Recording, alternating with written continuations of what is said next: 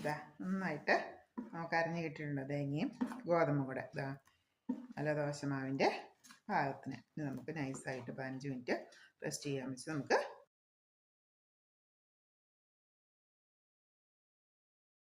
ഗോതമ്പ് പൊടിയാണ് നമ്മൾ എടുത്തിട്ടുള്ളത്. അതിന് തേങ്ങ ചിരണ്ടി എടുത്തിട്ടുണ്ട്. ഇനി നമ്മൾ ഈ ഗോതമ്പ് പൊടി 1 കപ്പ് ഗോതമ്പ് പൊടിയും ഈ തേങ്ങ കലക്കിയെടുക്കാം. കലക്കിയെടുത്തിട്ട് നമുക്ക് മിക്സിയിലേക്ക് ഇട്ട് കൊടുക്കുമ്പോൾ ഒന്നുകൂടി ഒന്ന് നൈസായിട്ട് നമുക്ക് അരഞ്ഞ് കിട്ടും. നല്ല സോഫ്റ്റായിട്ടിരിക്കും.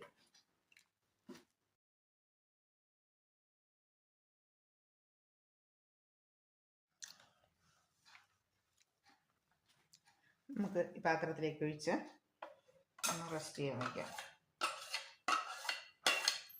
ഇതാ നന്നായിട്ട് നമുക്ക് അരഞ്ഞ് കിട്ടിയിട്ടുണ്ട്. തേങ്ങയും ഗോതമ്പും കൂടെ ഇതാ നല്ല ദോശമാവിൻ്റെ പാകത്തിന്. ഇനി നമുക്ക് നൈസായിട്ട് 15 മിനിറ്റ് റെസ്റ്റ് ചെയ്യാൻ വെച്ച് നമുക്ക് ചുട്ടെടുക്കാം.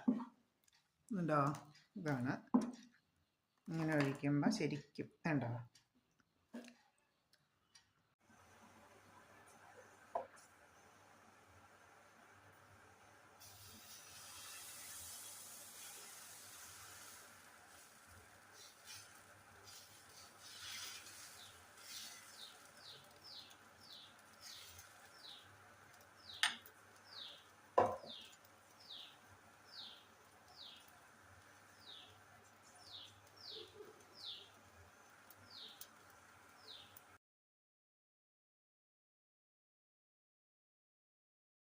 ഗോതമ്പ് പൊടിയാണ് നമ്മൾ എടുത്തിട്ടുള്ളത്. അതിന് തേങ്ങ ചിരണ്ടി എടുത്തിട്ടുണ്ട്. ഇനി നമ്മൾ ഈ ഗോതമ്പ് പൊടി 1 കപ്പ് ഗോതമ്പ് പൊടിയും ഈ തേങ്ങ കലക്കിയെടുക്കാം.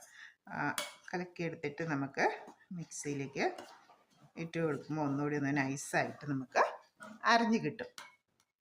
നല്ല സോഫ്റ്റായിട്ടിരിക്കും.